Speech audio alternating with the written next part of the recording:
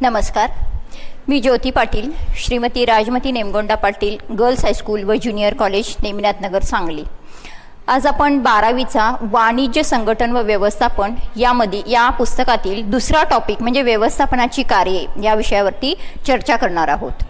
टॉपिकचं नाव आहे व्यवस्थापनाची कार्ये।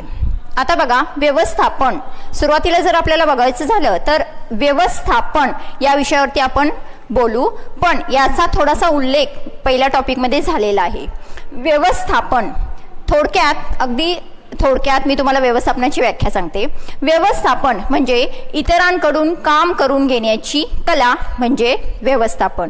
या व्यवस्थापनाचा जो व्यवस्थापक असतो तो व्यवसायाचे व्यवस्थापन करीत असतो आणि ही व्यवस्था लावणे म्हणजे व्यवस्थापन। आता बघा, या व्यवस्थापनाच्या व्याख्येनंतर आपण व्यवस्थापनाच्या तत्वांचा देखील पहिल्या टॉपिकमध्ये सविस्तर विचार केलेला आहे। आज आपल्याला या व्यवस्थापनाची कार्ये पाहायची आहेत। या कार्यामध्ये एकूण 6 कार्ये आहेत। व्यवस्थापनाची एकूण 6 कार्ये आहेत।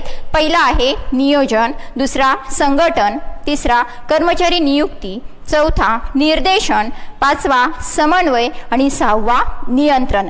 त्यापैकी आज आपल्याला पहिला जो व्यवस्थापनाचा मूलभूत प्राथमिक कार्य आहे त्याची माहिती घ्यायची आहे, तो आहे नियोजन। याला इंग्लिशमध्ये प्लॅनिंग म्हणतात।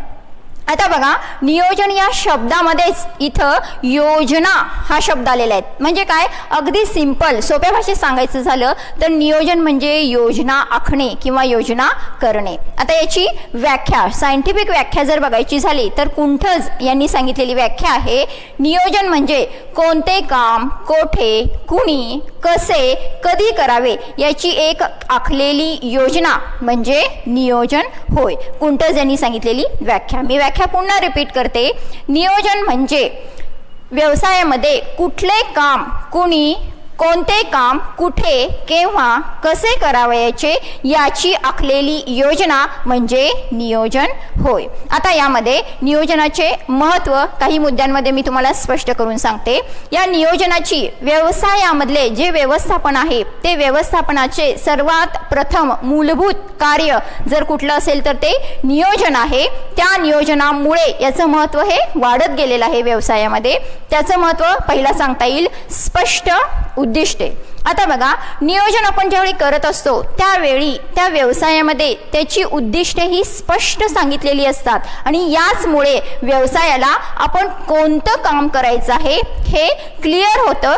त्यामुळेच या नियोजनाचं महत्त्व हे व्यवसायामध्ये सांगितलेलं आहे। जर आपल्या समोर एखादी माहितीच नसेल तर आपण काही काम करू शकणार नाही, पण एखादी माहिती जर आपल्याला मिळालेली असेल, उद्दिष्ट ठरलेलं असेल, काम ठरलेलं असेल तर नक्कीच आपण आपला व्यवसाय, आपण आपलं काम योग्यरित्या करू शकतो आणि हे नियोजनामुळे शक्य होतं। म्हणून याला स्पष्ट उद्दिष्ट हे त्याचं महत्त्व सांगितलेलं आहे। दुसरं आहे दिशादर्शक।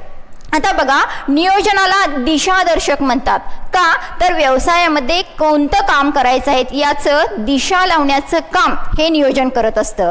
कामं आपल्यासमोर अनेक असतात, पण याच्यामध्ये कोणत्या मार्गाने काम करायचं आहे, कोणत्या साधनांच्या मार्गाने काम करायचं आहे याचं एक मार्ग निश्चित करण्याचं काम हे नियोजन करत असतं। म्हणून याला दिशादर्शक म्हटलेलं आहे। तिसरा पॉइंट आहे कमी जोखीम। आता बघा, मगाशी सांगितल्याप्रमाणे नियोजन म्हणजे भविष्य काळाचा वेध घेतो, भविष्य काळाशी संबंधित असतं। त्यामुळं या नियोजनामध्ये जोखीम कमी असते, कारण आपल्याला एखाद्या गोष्टीची योजना बनत असताना, ती योजना करत असताना आपले त्याचे पॉझिटिव्ह आणि निगेटिव्ह म्हणजे नकारार्थी आणि होकारार्थी दोन्ही पॉईंटचा विचार होतो आणि त्यामुळं प्रत्यक्ष काम करत असताना जर तुम्हाला एखादा धोका येणार असेल तर त्याची आधीच माहिती आपल्याला या योजनेमुळे मिळालेली असते। त्यामुळे आपल्याला इथं प्रत्यक्ष व्यवसाय करत असताना, व्यवस्थापन करीत असताना कमी जोखीम प्राप्त होते किंवा कमी जोखीम लाभते। चौथा पॉइंट आहे समन्वय म्हणजे कोऑर्डिनेशन। नियोजनामध्ये बघा अनेक व्यक्तींचा सहभाग असतो। नियोजनामध्ये अनेक व्यक्तींचा सहभाग असतो आणि ह्या नियोजनाचे काम करत असताना एका व्यक्तीचं काम दुसऱ्या व्यक्तीशी संलग्न असतं, त्यामुळं दुसऱ्या व्यक्तीला आपण विचारूनच हे नियोजनाचं काम करावं लागत असल्यामुळं प्रत्येक विभागामध्ये स्तरामध्ये समन्वय साधला जातो. थोडक्यात व्यवसायामध्ये सगळ्या व्यवस्थापकांमध्ये कर्मचाऱ्यांमध्ये समन्वय एकोपा एकी साधण्याचं काम हे नियोजन करत असतं. पुढचं आहे इतर कार्ये सुलभ. आता आपण वर बघितलं इतर कार्ये कोणती, तर ही संघटन, कर्मचारी नियुक्ती, निर्देशन, समन्वय आणि नियंत्रण ही व्यवस्थापनाची इतर कार्ये आहेत. यांचा बेसच नियोजन आहे आणि या नियोजनामुळे व्यवसायाचे पिक्चर क्लिअर होतं, माहिती सगळी क्लिअर होते, त्यामुळे आपल्याला इतर काम करणं सुलभ जातं. एकदा व्यवसायाचं उद्दिष्ट ठरलं, आपण व्यवसायामध्ये नफा मिळवणे हे उद्दिष्ट ठरवलेलं असेल किंवा सेवा पुरवणे हे उद्दिष्ट ठरवलेलं असेल, तर त्यासाठी आपल्याला नेमकं काय करायचं आहे हे नियोजनामध्ये सगळ्या व्यवसायाची उद्दिष्ट ठरविली गेली असल्यामुळे आपल्याला इतर व्यवसायाची उरलेली ही सगळी कामं करणं सोपं जातं. म्हणूनच या नियोजनाला व्यवस्थापनाचा पाया असं म्हटलेलं आहे. आणि शेवटचा मुद्दा आहे नवीन कल्पना. नियोजन करणारे जे असतात ते नवीन नवीन आयडिया शोधून एखादं काम कमीत कमी खर्चात, कमीत कमी वेळेत, कमीत कमी श्रमात कसं करायचं याचे नवनवीन आयडियाज देत असतात, कल्पना देत असतात आणि त्यामुळं या नवनवीन कल्पनांमुळे आपल्याला संधी निर्माण होतात की जेणेकरून त्या संधींचा आपण व्यवसायाच्या फायद्यामध्ये रूपांतर करू शकतो आणि त्या फायद्यांमुळे व्यवसाय हा नक्कीच नफ्यासाठी प्रेरित होत असतो किंवा जास्तीत जास्त नफा हा कमवत राहतो. आणि या सगळ्या गोष्टींचा जर विचार आपण केला तर आपल्याला एवढंच म्हणता येईल की नियोजनाचं महत्त्व हे व्यवसायामध्ये व्यवस्थापनामध्ये दिवसेंदिवस वाढत चाललेले आहेत आणि त्यामुळं या नियोजनाचा वापर हा सर्वांनी केला पाहिजे. इन सिंपल वर्ड जर आपल्याला सांगायचं असेल तर एवढंच म्हणता येईल की एखादं काम नियोजनाशिवाय जर केलं तर ते नक्कीच त्यामध्ये गोंधळ निर्माण होणार आहे, पण एखादं काम हे योजनेनं केलं, नियोजनाने केलं तर आपल्याला उद्दिष्टपूर्ती गाठता येते आणि या सर्व घटकांमुळे नियोजनाचे महत्त्व हे दिवसेंदिवस वाढत चालले. यानंतर व्यवस्थापनाचे दुसरे कार्य संघटन याचा आज आपण विचार करणार आहोत. संघटनेला इंग्लिशमध्ये ऑर्गनायझिंग किंवा ऑर्गनायझेशन असं म्हटलं जातं. आता संघटन याची आपण आधी व्याख्या पाहू. संघटना ही एक समान हेतू साध्य करण्यासाठी प्रत्येक मानवी सहयोगाचा प्रकार आहे. पुन्हा एकदा व्याख्या रिपीट करते. संघटन किंवा संघटना ही एक समान हेतू साध्य करण्यासाठी प्रत्येक मानवी सहयोगाचा प्रकार आहे. ही व्याख्या मुनी आणि रिले यांनी केलेली आहे. आता बघा, संघटना याच्यामध्ये व्यवस्थापनाने आपण पहिल्या मुद्द्यामध्ये पाहिलं की संघटनेमध्ये सुरुवातीला व्यवस्थापनाची सुरुवात नियोजनाने केलेली आहे आणि तिथं आपण व्यवसायाचे उद्दिष्ट ठरवलेलं आहे. म्हणजे प्रत्यक्षात काहीही कामाला चालू केलेलं नाही, पण याच्या पुढची स्टेप किंवा पायरी म्हणजे संघटना यामध्ये ठरवलेले उद्दिष्ट पूर्ण करण्यासाठी आपण प्रत्यक्ष कामाला सुरुवात करतो. ते काम, त्याची योजना म्हणजेच संघटना आहे. मग या योजनेमध्ये आपण आर्थिक आणि आर्थिकेतर म्हणजे मनुष्यबळ असेल, पैसा असेल, आणखीन साधने या सगळ्यांना एकत्रित बांधून व्यवसायाच्या प्रत्यक्ष कामाला सुरुवात करणे म्हणजे संघटना होय. आता याचं महत्त्व, संघटनेचे महत्त्व व्यवसायामध्ये दिवसेंदिवस वाढत चाललेले आहेत ते आपण खालील मुद्द्याद्वारे स्पष्ट करूया. त्यातला पहिला पॉईंट आहे दैनंदिन कामकाज सुलभ. आता बघा, संघटनेचा वापर दैनंदिन कामकाज जे आपण व्यवसायाची उद्दिष्ट पूर्तता करण्यासाठी करत असतो त्या संघटनेच्या उपयोगामुळे किंवा मदतीने आपलं दैनंदिन कामकाज सुलभ होतं.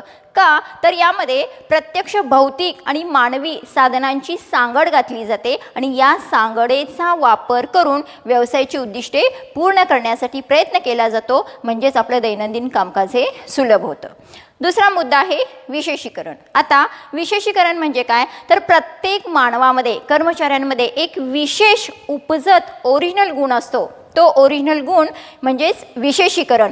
या ओरिजिनल गुणांचा वापर म्हणजेच त्या कर्मचाऱ्यांमध्ये, प्रत्येक कर्मचाऱ्यांमध्ये जो ओरिजिनल गुण आहे त्या ओरिजिनल गुण असलेल्या गुणांचा वापर करून त्या पद्धतीचं काम त्या व्यक्तीला देणे किंवा कर्मचाऱ्याला देणे म्हणजे विशेषीकरण. मग याचा काय फायदा होतो, तर त्याला काम करताना कंटाळा येत नाही आणि तो अगदी मनापासून काम करतो आणि मनापासून केलेल्या कामामध्ये नक्कीच क्वालिटी आपल्याला दिसून येते, म्हणजेच आपल्याला उत्पादन हे गुणात्मक केलेलं दिसून येतं आणि साहजिकच ह्याच्यासाठी वेळ, पैसा, श्रम यांची देखील बचत होते. तिसरा आहे संघटनेचे महत्त्व मधला तिसरा पॉईंट आहे कामाची निश्चिती. आता बघा, संघटनेमध्ये कामाची निश्चिती करीत असताना प्रत्येक कर्मचाऱ्याचे कौशल्य, त्याचं शिक्षण, त्याचे प्रशिक्षण या सगळ्या गोष्टींचा विचार करून त्या व्यक्तीला काम दिलं जातं. त्यामुळे त्याच्या कुवतीचा देखील यामध्ये विचार केलेला गेला असल्यामुळे कामाची निश्चिती करणं सोपं जातं आणि त्या व्यक्तीला त्याची जेवढी कुवत आहे त्या कुवतीप्रमाणे काम दिलं गेल्यामुळं ते नक्कीच काम काय होणार आहे, सुकर होणार आहे किंवा गुणवत्तापूर्ण होणार आहे. चौथा पॉईंट आहे अधिकार आणि जबाबदारी याचं विभाजन संघटन करतं. आता बघा, आपण नेहमी एक वाक्य आहे आपल्या व्यवस्थापनेमध्ये म्हणतात की अधिकार आणि जबाबदारी ह्या एकाच नाण्याच्या दोन बाजू आहेत. म्हणजेच व्यक्तीला फक्त अधिकार देऊन चालणार नाहीत किंवा व्यक्तीला फक्त जबाबदाऱ्या देऊन चालणार नाहीत. तुम्ही एखाद्या व्यक्तीकडून काम करून घेणार आहात म्हणजेच तिच्यावरती ती जबाबदारी टाकणार आहेत, तर तेवढ्याच तोलामोलाचे अधिकार तिला काय केलं पाहिजे, दिलं पाहिजे. म्हणजेच काम करून घेत असताना तिला तेवढ्या सवलती देखील दिल्या पाहिजेत आणि याचं विभाजन हे संघटन करत असतं आणि याचं जर समान विभाजन केलं तर नक्कीच व्यवसायाची उद्दिष्टे गाठण्यासाठी आपल्याला उपयोग होणार आहे किंवा सुलभ होणार आहेत.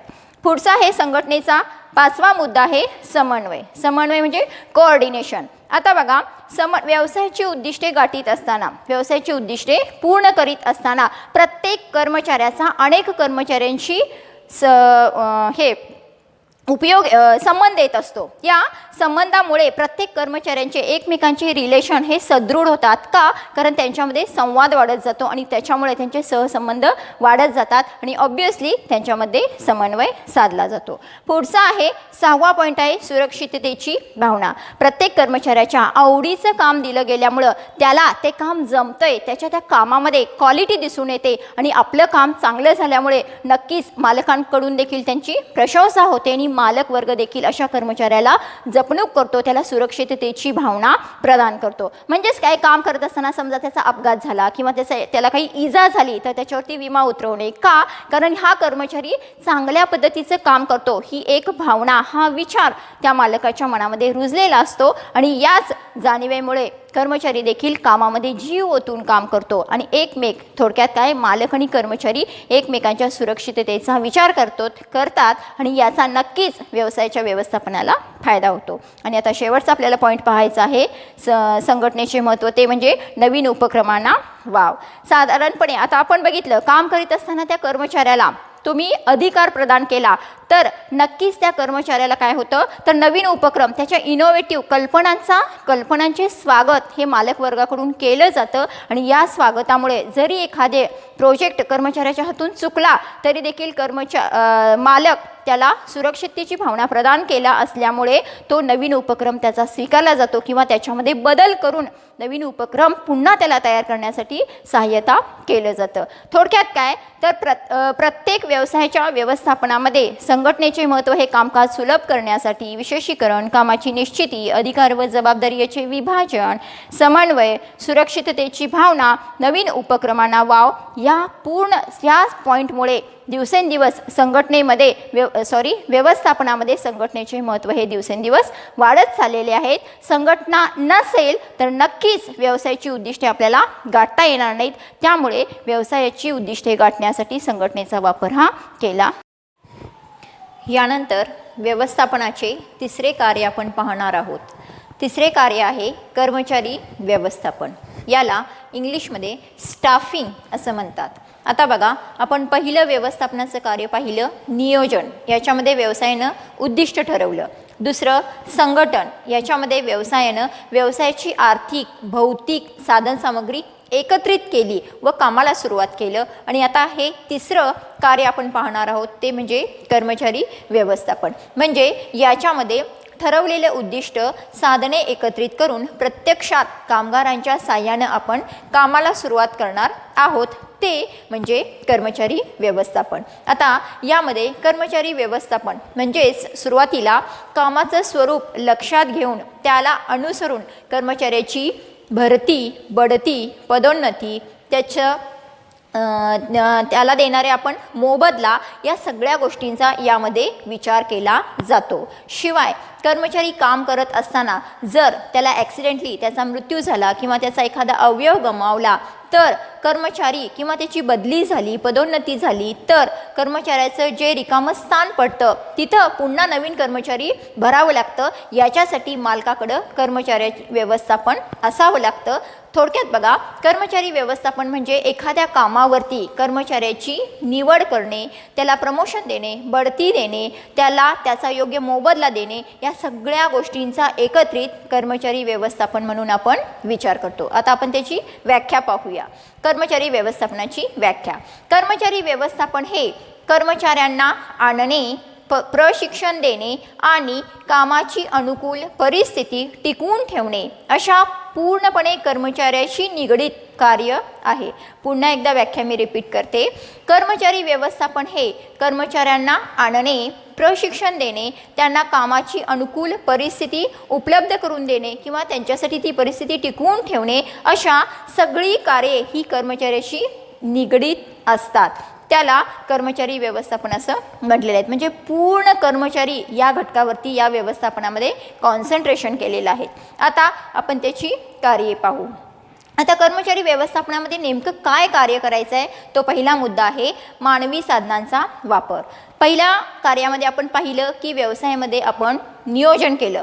हे नियोजन कागदोपत्री असतं, व्यवसायाचे उद्दिष्ट ठरवणं.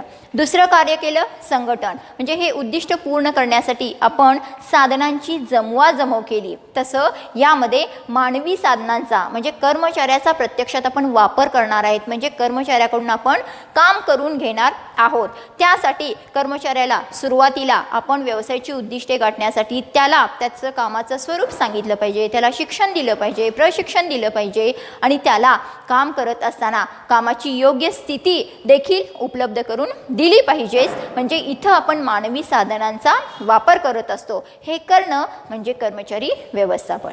दुसरा मुद्दा बघा, तंत्रज्ञानाचा प्रभावी वापर. व्यवसायाकडे तंत्रज्ञान, अनेक प्रकारची तंत्रज्ञान यंत्रसामुग्री उपलब्ध असते, पण या तंत्रज्ञानाचा वापर हा कर्मचारी करत असतो. त्यासाठी नवीन टेक्नॉलॉजी आलेली असते, यंत्र कशी हाताळावी याचं शिक्षण व प्रशिक्षण या पॉईंटमध्ये दिलं जातं. म्हणूनच कर्मचाऱ्यांच्या हस्ते या तंत्रज्ञानाचा प्रभावी वापर होतो, म्हणून त्याला शिक्षण आणि प्रशिक्षण देणं गरजेचं आहे. हे कर्मचारी व्यवस्थापनाचं दुसरं कार्य आहे. तिसरं कार्य आहे सहसंबंध. आता बघा, व्यवसायाची उद्दिष्टे गाठण्यासाठी अनेक कर्मचारी एकत्र येऊन काम करत असतात. त्यासाठी एका कर्मचाऱ्याचा दुसऱ्या कर्मचाऱ्याशी संबंध येत असतो, समन्वय येत असतो, संवाद चालू असतो. त्यासाठी काम पूर्ण करीत असताना अशा संवादामुळे त्या कर्मचाऱ्यांमध्ये परस्परांमध्ये सहसंबंध म्हणजे चांगले संबंध निर्माण होतात. म्हणजेच काय, एखाद्या कर्मचाऱ्याला काम करत असताना एखादी अडचण आली, समस्या आली तर तो दुसऱ्या कर्मचाऱ्याच्या सहयोगानं, मदतीनं ही अडचण सॉल्व्ह करतो, सोडवितो. म्हणजेच कर्मचाऱ्यांच्यामध्ये परस्परांमध्ये देखील चांगले संबंध निर्माण होतात.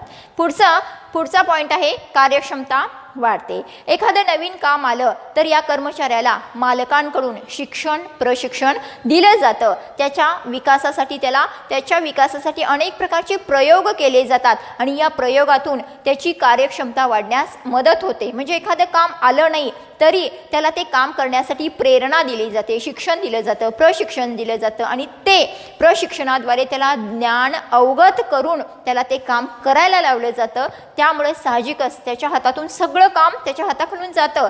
त्यामुळे त्याला देखील कामाचं समाधान होतं आणि त्याची कार्यक्षमता वाढण्यास इथं मदत होते. आणि हे सगळं कर्मचारी व्यवस्थापनामुळं शक्य होतं. पुढचा पॉईंट सांगितलेला आहे दीर्घकालीन परिणाम. कर्मचारी हा व्यवसायाची संपत्ती समजला जातो. म्हणजे एकदा कर्मचाऱ्याला एकदा ट्रेनिंग दिलं की ती कला त्याला लाईफ लॉंगपर्यंत अवगत होते आणि त्या कलेचा वापर करून तो व्यवसायाची उद्दिष्ट गाठण्यासाठी सतत प्रयत्नशील असतो. म्हणजे एका शिक्षण प्रशिक्षण ज्ञानाद्वारे त्याला हे जे काही काम करायची जी पद्धत असते ती पद्धत शिकवली जाते की जेणेकरून त्याचा लाईफ लॉंगपर्यंत उपयोग केला जातो. म्हणजेच दीर्घकालीन त्याचे परिणाम आपल्याला दिसून येतात. पुढचा पॉईंट सांगितलेला आहे कामाचे समाधान. या ट्रेनिंगमुळं त्याला काम कसं करायचं हे प्रत्यक्ष डेमो दाखवला जातो, त्यामुळं त्याच्या हातून ते प्रत्येक काम करून घेतलं जातं आणि साहजिकच ते काम त्याला जमल्यामुळं कर्मचाऱ्याला आपण हे काम करू शकतो याचं एक समाधान होतं आणि त्यामुळेच हे कर्मचारी व्यवस्थापनाचं महत्त्वाचं कार्य आहे. आणि शेवटचा पॉईंट सांगितलेला आहे सुसंवाद. आताच याचा रेफरन्स आपल्याला सहसंबंधामध्ये देखील आलेला आहे, पुन्हा त्यांनी रिपीट केलेला आहे. सुसंवाद म्हणजे कर्मचारी आपलं एखाद्या व्यवसायाची उद्दिष्ट गाठण्यासाठी जर कर्मचाऱ्याला काही प्रॉब्लेम आले, काही समस्या आली तर आपल्या कलिगबरोबर त्याची चर्चा करतो, एकमेकांची माहिती घेऊन कामाची माहिती घेतात आणि प्रत्यक्ष कामाला चालू करतात. त्यामुळे परस्पर कर्मचाऱ्यांच्यामधील देखील संवाद चांगल्या पद्धतीनं साधला जातो. थोडक्यात पुन्हा एकदा मी सांगते, कर्मचारी व्यवस्थापनाची काय कामं आहेत तर याच्यामध्ये मानवी साधनांचा वापर होतो, तंत्रज्ञानाचा वापर होतो, कर्मचाऱ्यांमधील परस्पर संबंध सुधारतात, कार्यक्षमता वाढते, दीर्घकालीन परिणाम होतात, कामाचे समाधान होते आणि कर्मचाऱ्यांच्यामधील परस्पर सुसंवाद वाढतो. थँक्यू.